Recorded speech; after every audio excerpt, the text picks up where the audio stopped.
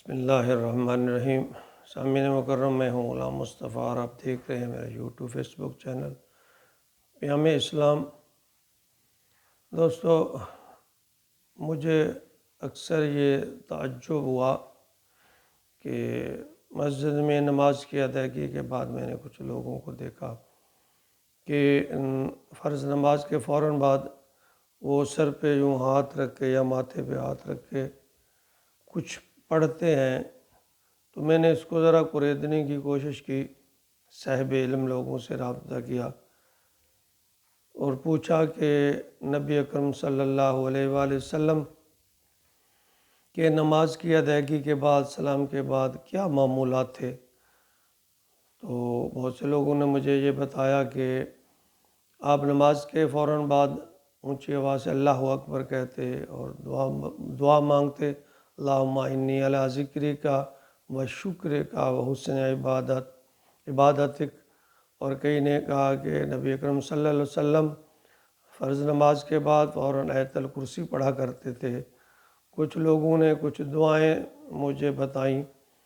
ربنا ظلمنا، کچھ نے بتایا ربنا انت السلام و منک السلام، اور کچھ نے بتایا کہ آپ جو تسبیحات فاطمہ ہے وہ آپ اس کو پڑھتے تھے،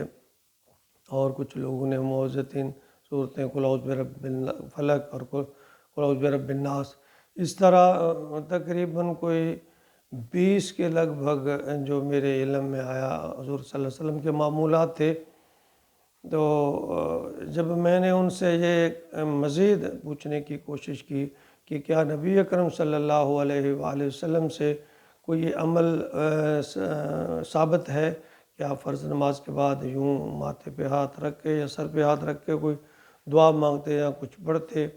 تو کسی نے بھی اس کی تصدیق نہیں کی۔ البتہ کچھ لوگوں نے اس کے بارے میں یہ ضرور کہا کہ یہ فلاں بزرگ کا معمول ہے، فلاں بزرگ کا فرمان ہے۔ میرا آپ لوگوں سے یہ پوچھنا ہے کہ کیا نبی اکرم صلی اللہ علیہ وآلہ وسلم کے ایک طرف معمولات ہوں اور ایک طرف کسی بزرگ کا قول، عمل یا فعل ہو،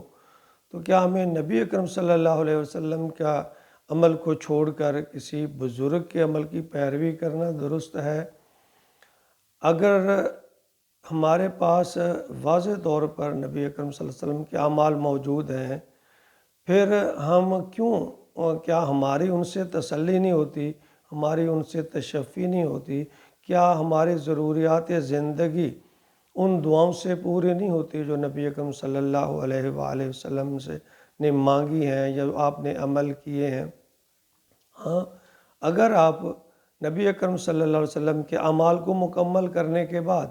کسی بزرگ کے قول یا آپ کی ذاتی کوشش یا آپ کی ذاتی ضرورت یا خواہش کے مطابق اگر آپ اس پہ عمل کرتے ہیں تو مجھے اس پہ تو کوئی اعتراض نہیں ہے۔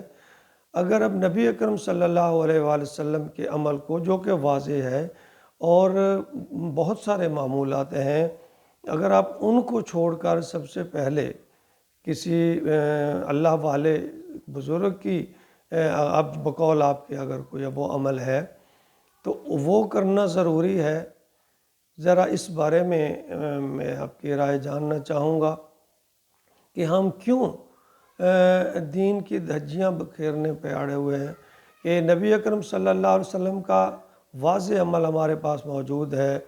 میں نے کم از کم 20 کے قریب حضور اکرم صلی اللہ علیہ وسلم کے اعمال سنے، دیکھے یا پڑھے ہیں، اور ان میں سے ایک بھی عمل میں نے نبی اکرم صلی اللہ علیہ وسلم کا یہ نہیں پڑھا، دیکھا یا سنا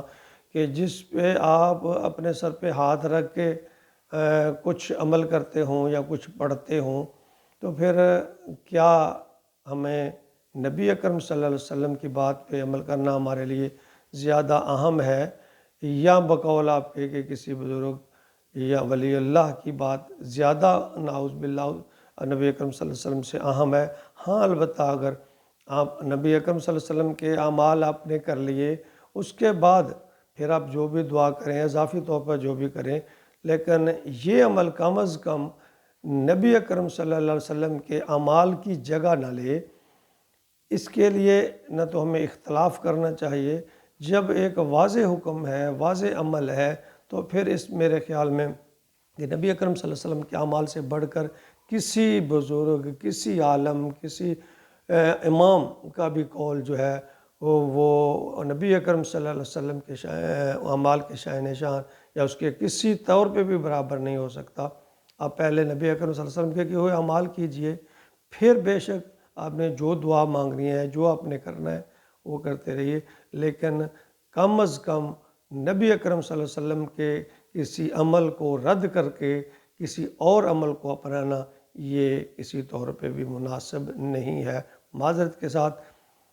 میری ضرور اس معاملے میں رہنمائی کیجیے، جہاں تک میں سمجھ سکا ہوں جو میں نے آپ سے کہا ہے میں یہی کچھ سمجھ سکا ہوں۔ آپ کی اس بارے میں کیا رائے ہے آپ بھی فرمائیے۔ السلام۔